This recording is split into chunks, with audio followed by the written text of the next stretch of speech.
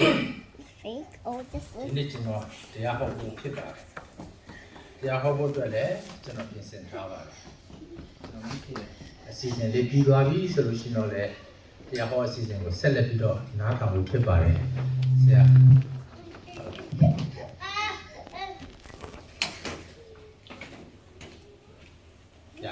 ရတယ်နော် Okay နော်ဘုဒ္ဓတော်နဲ့ဆိုင်တဲ့ကောင်းကြီးတွေကိုခံစားရပါစေစပတ်တဲ့ခံပေးရအောင်စေကျွန်တော်တို့မိုးလင်းလာပြီဆိုလို့ရှိရင်မီဒီယာဖွင့်တဲ့အခါမှာအများဆုံးကြားတာတိုက်ပွဲတဲ့ဖြစ်ပါတယ်မတန်ကိုထိုဒီဆိုရှယ်မီဒီယာကိုစောတဲ့မှာခါလာတုတ်ကောင်ဟောတဲ့ကမှုဒီနေ့ကျွန်တော်ဘာအကြောင်းပြောမလဲဆိုလို့ရှိရင်ဟာမန်နဲ့ပူရင်းတိုက်ပွဲဖြစ်ပါတယ်นี่นะกายแบบฮามันเนี่ยผู้เรียนกับฮาละตุกละก้องตะถุยนี่ฮามันဆိုတာဘယ်လိုလဲฮามันเนี่ยလေผู้เรียนကပါလေผู้เรียนတော့လေခရစ်တော်ကသူကိုယ်တိုင်ဘာပြောထားလဲဆိုလို့ရှိရင်သင်္ဘောတပန်းမင်ကိုအစွဲပြု၍ပုံသက်တည်တစ်ခုကိုမှတ်လို့သင်္ဘောတပန်းမင်ဒီအခက်အလက်နှုတ်၍အရွက်ပေါက်သောအခါຫນွေကာလနီးသည်ကိုသင်တို့သိကြ၏သင်္ဘောတပန်းမင်ကိုခြိလိုက်သင်္ဘောတပန်းမင်ဟာအရွက်ထွက်လာပြီဆိုຫນွေရောက်တော့မယ်ဆိုတာမျိုးတော့အမြဲတမ်းပတ်ထားပါဒီယေရှုခရစ်မှာတမိုင်းစနော်ဒီကသင်္ဘောတပန်းပါလဖစ်ထရီကန်တမိုင်းစမရာဟောလာဒီကအခုမျိုးဆလမ်တာအနာတဲ့အခီစရနတာSamat poni te mingu dalam Yesus Kristus tu ထို့နည်းတူတဲ့အငယ်33မှာထိုအကြောင်းအရာအလုံးစုံတို့ကိုမြင်ရလင်တဲ့လူသားဟာတကားဝတန်ရောက်နေပြီထိုအကြောင်းအရာအလုံးစုံဆိုတာဘာကိုပြောတာလဲတော့တပန်းနာဘိတ်တဲ့နမှုဝင်းတာယေရှုဟာလုံးစုံထိုကာအုံးစုံတဲ့မိငူတရင်းကတီးကန်ဟိုပိုက်ပြီးတဲ့အစုပ်ဝင်းကတရင်းတီးကန်ဟိုပိုက်တဲ့ဘာလဲထွေးငိုင်းဆိုသင်္ဘောတပန်းမင်ကဘာကိုပုံဆောင်ပါလဲဒီက fig tree တဲ့ဘာလဲထွေးငိုင်းဆိုဣသရေလလူတွေကိုပုံဆောင်မှာဖြစ်ပါတယ် Israel ကလည်းထွေးငိုင်းနော်ထိုအကြောင်းအရာလုံးစုံဆိုတာဘာကိုပုံဆောင်တာလဲဒီကအကောင်ဝိတဲ့တဲ့ဘာလဲထွေးငိုင်းနော်ယနေ့လောလောဆယ်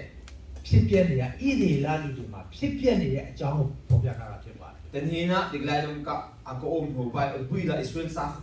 နဲ့အတူကိုင်ဟိုပိုက်ကထွေးငိုင်းနော်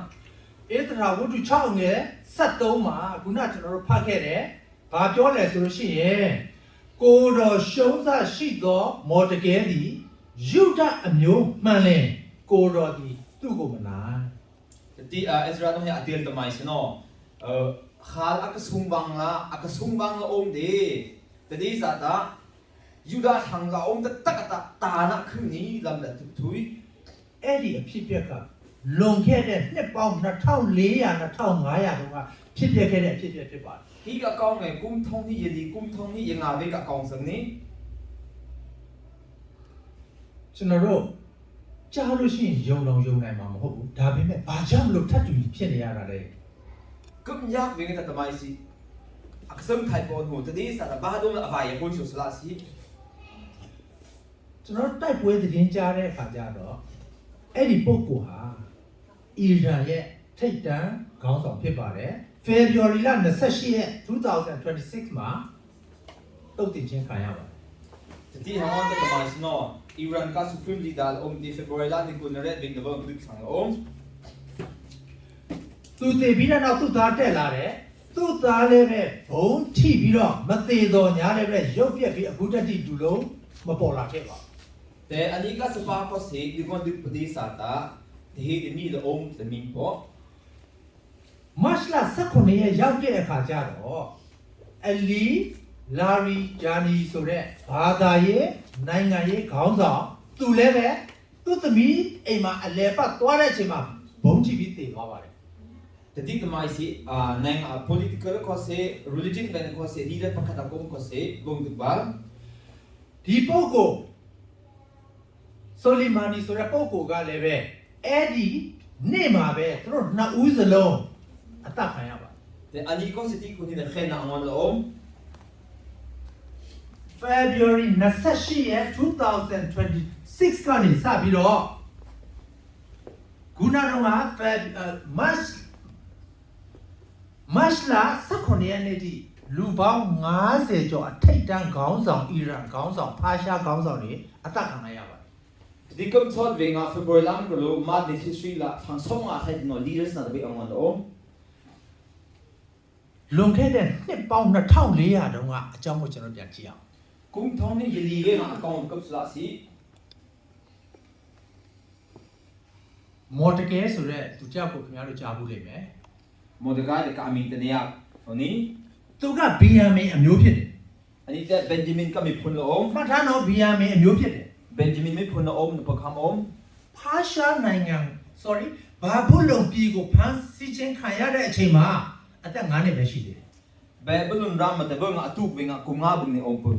အဲ့ဒီအချိန်မှာဒန်ယေလက16နှစ်ရှိတယ် te ving de denya de kum thre de sir ဖာရှားအင်ပါယာတက်လာပြီးတော့နောက်ဆုံးဘုရင်ရောက်တဲ့အချိန်မှာသူကတကယ်ဆောင်ရာသူကိုရရှိခဲ့ပါတယ် te pasen ram de khung hang venga da Mordecai de ban ti ge aktor lo om အာရွှေယုဘုရင်လက်ထက်မှာသူကိုယ်တိုင်တကားဆောင်ရာသူကိုနန်းတော်မှာရခဲ့ပါတယ် ashiru sang phang abiveng ko se ani te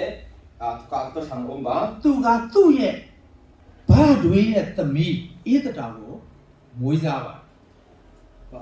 ဘာတွေဆိုတာအဖေအကြီးဆုံးရဲ့အထွေးဦးလေးအထွေးဘာကြီးဆိုတာကဦးလေးအကြီးဆုံးဘာတွေဆိုတော့ဦးလေးအငယ်ဆုံးအဲ့ဒီသမီးကိုသူကယူပြီးတော့မွေးစားတယ်ဘာဖြစ်လဲအက်စတေကဧသတာကမိဘမရှိတော့ဘူး etata de asa ta mai no aso an pate anu bi ka snu lo om အင်မတန်ချောတဲ့အမျိုးသမီးဖြစ်တယ် sang bung then တနေ့ကျတော့မင်းသမီးsorry မိဖုရားမွေးဖို့အကြောင်းပေါ်လာတယ်မိဖုရားရွေးဖို့အကြောင်းပေါ်လာ hina da ta mai si sang phang ka ayu de kham te om sir ဧတတာကိုသူမွေးစားတဲ့အခါမှာလျှို့ဝှက်ချက်တစ်ခုပြောထားခဲ့ပါတယ်။ဘာလဲဆိုလို့ရှိရင်ဧတတာမင်းဟာဂျူးဖြစ်ကြောင်းကိုဘယ်သူကိုမှမပြောရဘူး et estate asnu bang te asun de sa da nang te ju thang ni te lo ma da thui ma o lam te un ။ဖာရှားနိုင်ငံ129နိုင်ငံရှိတဲ့ဖာရှားအင်ပါယာကြီးကအဲ့ဒီမှာအပြိုအလှဆုံးရွေးချယ်လိုက်ပြီးတော့မိဖုရားတင်ဖို့ရွေးတဲ့အခါမှာဣသရာရသွားပါတယ်။ the deep passion ram te mai no bahung len bung mu la hata te mai sang phang ka ayu te atik veng anu ga ta ezra te atik lo esta atik lo ဒါပေမဲ့သူဂျူးအမျိုးဖြစ်တယ်ဆိုတာလုံးဝမပြောခဲ့ဘူး the ni sa ta kai de ju thang phun ni ta thui mo ni အဲ့ဒီအချိန်မှာအာရွှေယုကအာဂတ်အမျိုးနော်အာဂတ်အမျိုးဟာမန်ကိုအမြင့်မြတ်ဆုံးနေရာကိုပေးလိုက်ပါ the ni sa ta ashibu sang king long te mai no akat mi phun ko om haman te amun asang bi te pe ဟာမန်ကအာဂတ်အမျိုးဖြစ်တယ် haman te akat mi phun lo om sang phun lo om မော်ဒကဲကဘီယာမင်အမျိုးဖြစ်တယ် Mordecai to da Benjamin mi phun lo om ဘီယာမင်ဆိုတာဣသေလ12မျိုးအငယ်ဆုံးကနေဆင်းသက်လာတာဖြစ်တယ် Benjamin kum so de nga Israel sang phun thi ni khui ka anu bi sang phun Benjamin lo om ဟာမန်ကအမြင့်ဆုံးယာထုရတဲ့အချိန်မှာသူ့နန်းတော်မှာလာတဲ့လူတိုင်းကသူ့ကိုရှစ်ခိုးရပါတယ် Tadong hamanung te amhun asang pik te adang linga hampele sa klo sang pik belum te haman te abok ni မော်ဒကဲကတခါမှမရှိဘူးပါ tadi sa ta Mordecai long tulunga amhai ku po ဂျူးတွေဟာဖန်ဆင်းရှင်ဖျားကလည်းလို့ဘယ်လူကိုမှဟုတ်ပြတာမရှိပါဘူး te Jews na lung ton ta van paciente abok ka aba ka u bok po ခုနကတော့အာဂတ်အမျိုးဆိုတာကျမ်းစာထဲမှာရှိသလား tadong pik ba na aka sang phun te bibul sang um se ya ဓမ္မရာဇဝင်ပထမဆောင်15အငယ်9မှာဣသေလလူတွေအတွက်လူမျိုး12မျိုးအတွက်ပထမဘုရင်ကိုရွေးချယ်တဲ့အခါမှာရှောလူကရပါတယ် te ni musa kum so de nga Israel sa kham dom sik sang phang ta tik nga so sang phang ta tik lo om ဖျားကဘာပြောလဲဆိုရင်ရှောလူအာမလက်ဘုရင်အာဂတ်ကိုအကုန်လုံးအာဂတ်အမျိုးအ အားလုံးကို0ဖြစ်တဲ့အထိသတ်လိုက်ရမယ်ရှင်းလိုက်ရမယ် แต่เวงกับเช่นโลซอสสัมพันธ์กับบาเลอุ่นตุกนี่อามาเลรามเตลฮานาตุเวงอ่ะที่กับทางใบแต่นงอนกุยละอากัดสัมพันธ์แต่นงอนนี่รามเตลอุ่น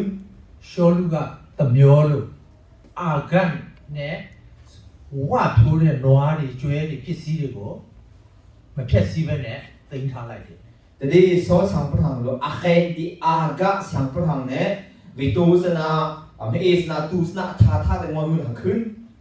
အဲ့ဒီကနေစပြီးတော့အာဂတ်ဒုက္ခပြီးပြီ ဒီကအမွန်လုံးတဲ့အာကလုံးတဲ့တမိုင်းစနော်အထင်းနဲ့ထားဆိုင်ဟာ အာဂတ်အမျိုးပွားလာပြီးတဲ့နောက်အဲ့ဒီထဲကနေပြီးတော့ဟာမှာပေါက်ပွားလာတယ် แต่တော့ဒီကအာကဆန်တဲ့တူအရထံဖွေရတလုံးတဲ့ဟာမှတဲ့ဆော သူကဝန်ကြီးချုပ်နေရာမှာရတယ် အနုတဒီတဲ့ prime minister ဘီဟာ မော်ဒကဲကတကယ်ဆောင်ရတယ် မော်ဒကိုင်တော့တာအဂေကတော့တော့ ငါ့ကိုလူတိုင်းရှစ်ခိုးရပြီးတော့ရှစ်ခိုးရပြီးတော့မော်ဒကဲဒီကောင်ဘာကောင်လဲဘာပြီးတော့ငါရှစ်မခိုးတာလဲ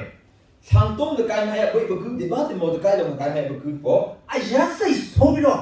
မော်ဒကဲတယောက်သေးကိုငါတတ်လို့ရှိတော့မကျင်တတ်ဘူးတစ်မျိုးလုံးတတ်မယ်ဆိုပြီးတော့အကြံထုတ်တယ် အချင်းဘုံတဲ့မော်ဒကိုင်အမဘူးကောင်းတဲ့ခုမှာအမေဖွင့်ဘွေကောင်းတဲ့ခုအဲ့လမ်းတဲ့ပေါ့ ဒီနေ့ကျတော့အာရွှေရုပင်ရထံသူသွားလိုက်တယ် นั่นเป็นการซื้อสัมพันธ์ที่เสร็จ အရှင်မင်းကြီးကျွန်တော်တို့နိုင်ငံမှာကျွန်တော်တို့ရဲ့ထုံးစံကိုမလိုက်တဲ့လူတစ်မျိုးရှိတယ်အဲ့ဒီလူမျိုးကိုတို့ရောင်းစားပြီးတော့နိုင်ငံတော်ဗန္ဒာတော့ရင်မကောင်းဘူးလားတို့ကိုပုံကံမဲ့လူတွေအကုန်စက်ရင်မကောင်းဘူးလားဆိုပြီးတော့သွားပြောတယ် แต่ที่อาศัยสัมพันธ์ที่เสร็จที่หามันต้องบาดทุยเป็นสัมพันธ์นั่นสิมาคู่มาร่างเห็นมามีกันใช้เนื้อใช้นู่นกับใช้พอทางองค์แต่ดวงอัตบังท่านน่ะไม่อยู่อิสลามตาตั้งการละมามีขึ้นเป็นเทนมาปวดแต่พอตามีแต่ไม่งอนเป็นเทนมาปวดแต่คือดอก တိတ်ကောင်းတာပေါ့ဘာလို့မကောင်းလဲရော့ဒီမှာတစ်စိမ့်ဆိုပြီးတစ်စိမ့်တုံးရိုက်ထုတ်ပေးလိုက်တယ်တဲ့ บางเทนตาบาดเทนไปเลยเกิดที่สิบเกิดเป๊ก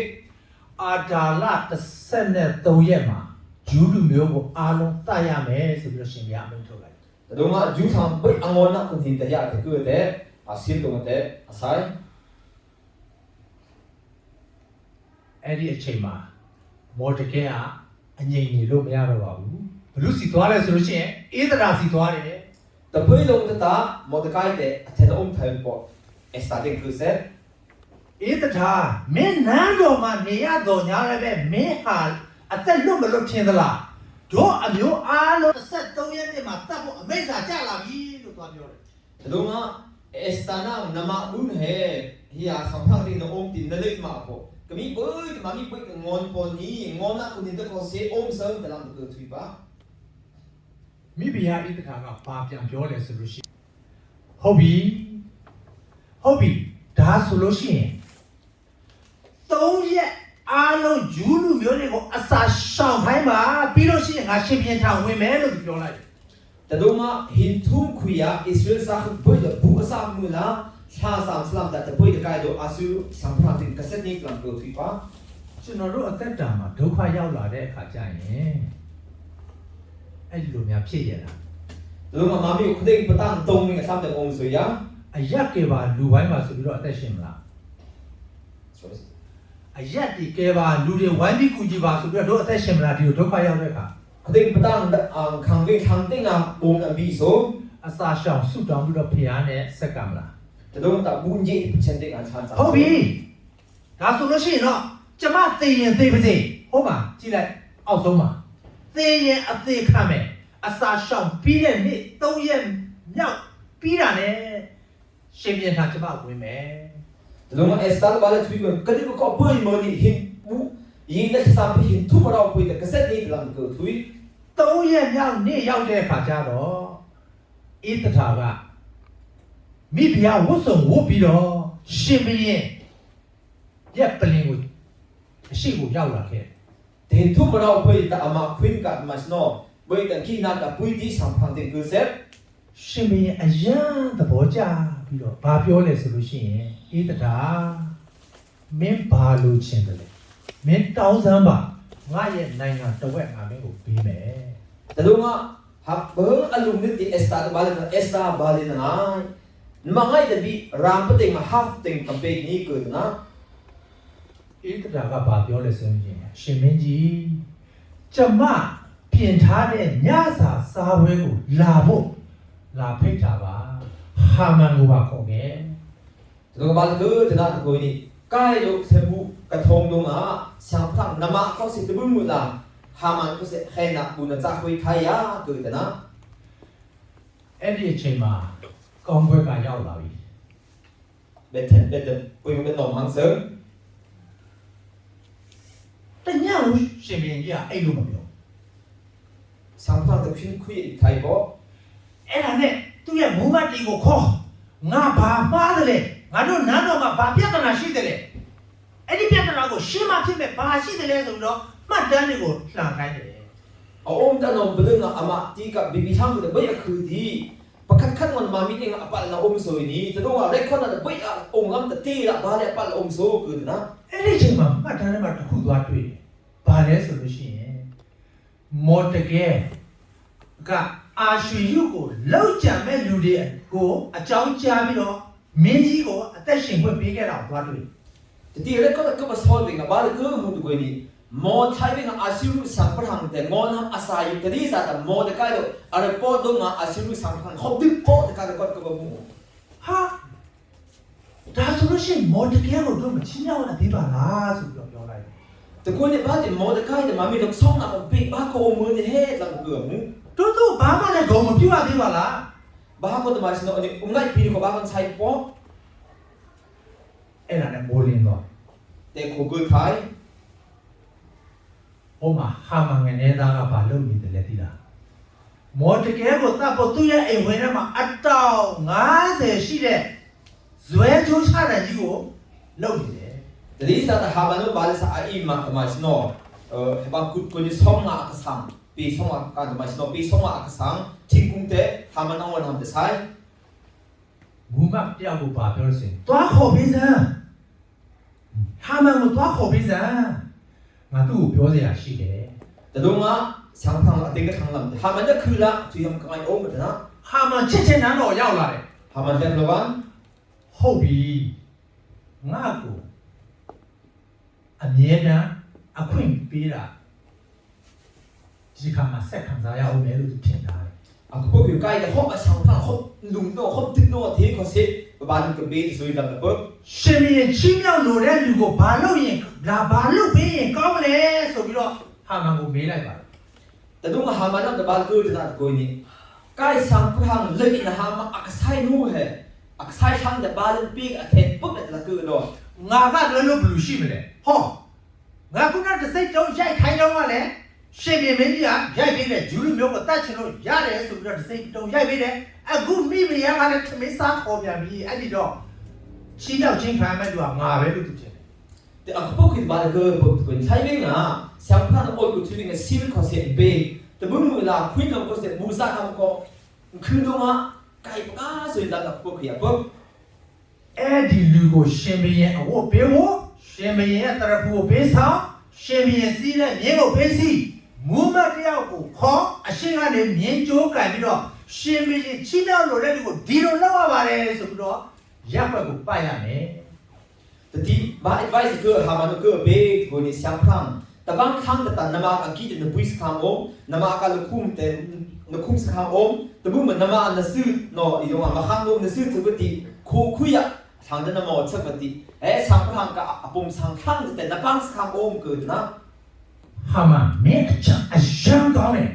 အရန်ကောင်းတယ်အဲ့ဒီပုံစံအတိုင်းပဲမော်တကယ်ကိုလုတ်ပေးလိုက်ဟောအောင်မှာဗာရေးထားတယ်တင်ပြောသမျှတွေတစ်စုံတစ်ခုများမလစ်စေနဲ့ te do nga sang ba ko do ha ma na thui ba advice be ko hung te te do nga na thui bang pek lam te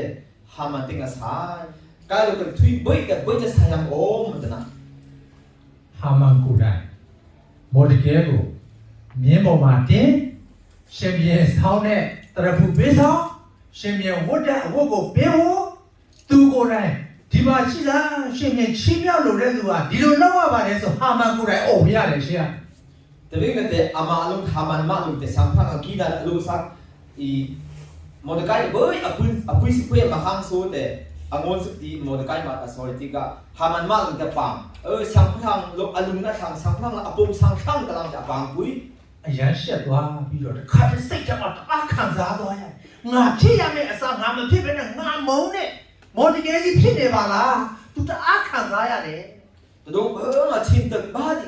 kai mu la kai lo ka chin big Mordecai la om tam ta ba chin tak ချက်ချင်းအိမ်ပြန်ပြီးတော့ဗာပြောလဲဆိုလို့ရှိရင်မိမိ၌ဖြစ်လေသမျှကိုမယားစာရက်နဲ့အဆွေခင်တို့ရှိတဲ့များတို့ဟာကြားပြောတယ်ပြန်ရောက်တဲ့အခါသူ့မိန်းမကိုဗာပြောတယ်သူခုနလောက်ခဲ့ရတဲ့အကြောင်းသူပြန်ပြောတယ်ပြီးတော့ဗာပြောနေလဲအောက်မှာအဲ့ဒီအိမ်မှာသူ့ရဲ့ပညာရှိတွေလည်းရောက်နေတဲ့အခါကျတော့အဲ့ဒီပညာရှိတွေကိုလည်းအဲ့ဒီအကြောင်းကိုပြောပြတယ် Tadong im ka meling ta ayutin ko si athui pa to bung mu la sang film na atenga ko om na ko halaban no amite ko bai athui pa အဲ့ဒီအချိန်မှာသူ့မယားဇာရက်နဲ့ပညာရှိတွေကဘာပြောလဲဆိုလို့ရှိရင်ကိုတော်ရှုံးစားရှိသောမော်ဒကယ်သည်ယူဒအမျိုးမှန်လေကိုတော်သည်သူ့ကိုမနာ Tadong nga sang film ko le ba le ko to ni Mordecai de akasung bang la om di sa ta Yuda mi punata mbi ko suma ko ko na သူ့အရှိမဧကန်ရှုံးရမယ်ရှုံးကိုရှုံးရမယ် nang de ani maya ne sum ho la ne sum ni ko na အဲ့ဒီအချိန်မှာအမျိုးသမီးတစ်ယောက်ကမိန်းမစိုးနန်းတော်ကမိန်းမစိုးတစ်ယောက်ကလာပြီးတော့သူ့ကိုညစာစားဖို့ခေါ်သွားတယ် Tadong nga ta sti ka simbe de ko ta ka ta leader pa ka ko bu sa ko ku ညစာစားပွဲကျင်းပပြီးတဲ့အခါကျတော့အရှင်မင်းကြီးကဘာပြောလဲဆိုရှင်ဧတတာမင်းပါလို့ရှိတယ်ငါနိုင်ငံတစ်ဝက်ငါရဲ့နိုင်ငံတစ်ဝက်ကိုငါပေးမယ် Saben bu ko sa me sang prang estar bal ko na to bali na ngai ram half country te ma campaign ni ko na ရှင်မင်းကြီး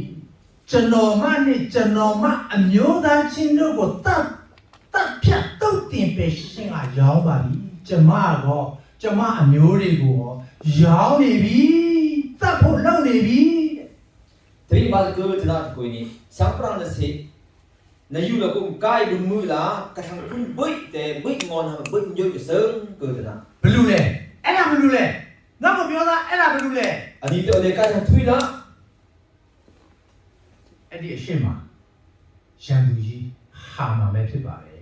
Tadong nga na mai ka ko ha ma ni ko na အဲ့ဒီချိန်မှာခုနကတော့ဟာမန်ကိုခေါ်လာတဲ့မိန်းမစိုးကထပြီးတော့တက်သေးခံတယ်ဘာပြောလဲဆိုလို့ရှိရင်ရှင်မင်းကြီးဟာမန်ရဲ့ခြံဝင်းထဲမှာအတောင်90ဇွဲကြိုးတိုင်ကြီးလောက်ထားတယ်အဲ့ဒါမော်ဒကယ်ကိုတတ်ဖို့ဖြစ်တယ်ဆိုပြီးတော့ပြောလိုက် Te ve nga ti ka hota na bui de go akso leader dom te bal ko na ko pai di sang prang na se hi ka ha ma nung mo de kai angon na ha ma a ima tum tom nu asai de om ko na အဲ့ဒီလေဆိုတဲ့တိုင်မှာဟာမန်ကိုပဲတတ်လိုက်တော့ဆိုပြီးတော့အမိန့်စာထုတ်လိုက် Tadong nga ti ka kui ok na hui te ha man ma kui ok so ha man ma ngon li lang sang prang lo di kri ko asai ဂျူးလူမျိုးတွေကိုတတ်ဖို့အတွက်အမိန့်စာထုတ်ခဲ့ပြီးတဲ့အတွက်ကြောင့်ပါရှားဘယင်ရဲ့အမိန့်စာထဲမှာဖျက်လို့မရဘူးအာဂျာလ13ရက်နေ့မှာဂျူးတွေကိုအကုန်တတ်ရမယ်ဆိုတဲ့ဟာဖျက်လို့မရတဲ့အခါကျတော့နောက်အမိန့်စာတစ်ခုထုတ်ပေးလိုက် Te ti thai vi nga ha ma adik khan ve nga ba di kri pa kha asai te ko ni dei te ve nga to mon ta juna bui te ngon ha ma te di kri asai se ti ka passion ka lo aya ti ka di kri di de khu thai po Tadong nga asal di kri de ka pasai ဒုတိယအမိန့်စာထဲမှာဘာပြောလဲဆိုလို့ရှိရင်ဂျူးလူမျိုးတိုင်းမိမိအသက်ကိုစောင့်ခွင့်ရှိတယ်ကိုယ့်ကိုရံမဲ့ပြုတ်ပြီးတတ်မဲ့လူတွေကိုပြန်တတ်ခွင့်ရှိတယ်ကိုယ့်ကိုလာပြီးလူယူတဲ့လူတွေကိုအားလုံးပြန်လူယူခွင့်ရှိတယ်ဆိုပြီးတော့အမိန့်စာ not စာထုတ်တယ် ba le ba di kri de ka sai te ko ni juice na be boy sang lu ngon ham na sai ta ami ka kum ngon man thai sang lu ko khot ta ami ka thum kum khot ba thai te ka di kri de ka sai ba ဟာမန်ကတော့အဲ့ဒီတင်ဆွဲတိုင်မှာတည်သွားပါပြီ ha man to ta ti ka ma ka tum tum dik se ဂျူးကိုတတ်မဲ့လူတွေကလည်းမတတ်ရဲတော့ပါဘူး Dong nga juice na ngon ha ma ka sai de ko sa ngon ngam ben po ဟာမန်လဲဇွဲတိုင်းမှာတည်ပြီးတဲ့နောက်တရက်မှာဂျူးလူမျိုးတွေအားလုံးဟာပွဲကျင်းပလိုက်တယ် Jadi Haman aduk di abun hintum kontinent tatamais no. Jus na bereng pui pakat sayu. အဲ့ဒီပွဲကိုပူရပွဲလို့ခေါ်တယ် Pura pui di dalam tuyu. နှစ်စဉ်နှစ်တိုင်းအစ္စရေးနိုင်ငံမှာပူရပွဲကိုမတ်လ2ရက်နေဝင်ရနေပြီးတော့မတ်လ3ရက်နေဝင်ထိနှစ်စဉ်နှစ်တိုင်းမပြတ်ကျင်းပပါတယ် Mat nen hi ko asak lam du mat nen hi ko nitum ko asak kila kum tu kumahi ka pura pui ya sayu. February 28ရက်နေ့2026မှာဖာရှားရဲ့ခေါင်းဆောင်ခါမင်လီတုတ်တင်ချင်းခံရပါတယ် Seperti nikul red kum thong tu kum ruk nga person ka bui tamais no sutun di da hamanei di amono. မတ်လ2ရက်နေ့မှာပူရပွဲကိုအစ္စရေးနိုင်ငံမှာကျင်းပခဲ့ပါတယ် Mat nen hi ti ka pura pui di Israel ram sayu. နောက်ဆုံးနှစ်ပေါင်း2400ကြာဖြစ်ခဲ့တဲ့အဖြစ်အပျက်ကဘာကြောင့်မလို့ဒီ prophecy update ပေါ့ယနေ့ဖြစ်ပျက်တဲ့အဖြစ်အပျက်နဲ့သွားတူနေရတာလေ Sai di kum thong ni de jidi ve ka ako om event pakat ba dong te hin ka event na be da atu kai the. အဲ့ဒါတိုက်ဆိုင်မှုလား Te dik a vai hui mai su ya. ဟာမန်ဘာလုပ်တယ်လဲဆိုလို့ရှိရင်အကြီးအကဲဖြစ်ရတာကိုသူမကျေနပ်ပါဘူး Hamanu ta ba dong koi ni prime minister asanga om te om bum te ngai thai ba om. ခါမင်ဒီလည်းပဲ49နှစ်အောက်ချုပ်တော်ညာလည်းပဲအကြီးအကဲဖြစ်ရတာကိုမကျေနပ်ဘူး Ama taban bang la hamane ko se kum som di thai ba the supreme leader om de angai khati po. ဟာမန်ကဂျူးလူမျိုးအားလုံးကိုတရားမုန်းတယ်လို့ပဲခါမင်ဒီလည်းပဲအစ္စရေးကိုတရားမုန်းပါ Haman lo juice na lo achi na bang la hamane lo ko se bagan chi na ba. ဟာမန်ကမော်တကယ်တယောက်တည်းသူ့ကိုရှစ်မခိုးတဲ့ဟာကိုတယောက်တည်းတတ်တာကိုမကျေနပ်ပဲနဲ့ဂျူးတစ်မျိုးလုံးကိုတတ်မှသူကျေနပ်တယ် Hamanu ko se Mordecai amagun angon te angai khati po. Lo a ju ba angon ni angai khati ye. ခါမင်ဒီလည်းပဲ prime minister တယောက်တည်း Israel prime minister တယောက်တည်းကိုသူတတ်ဖို့မကြိုးစားပဲနဲ့တနိုင်ငံလုံးရေပုံကပျောက်ပါစေပျောက်အောင်သူကြိုးစားတယ် Ama taban ma khamni lo ko se prime minister Israel ka prime minister lum te angon lu da mais. Ama thang bai ho de kon ni map lam to bai ya remove ni lam ta tui. ဟာမန်ကမော်တကယ်ကိုတတ်ဖို့အတွက်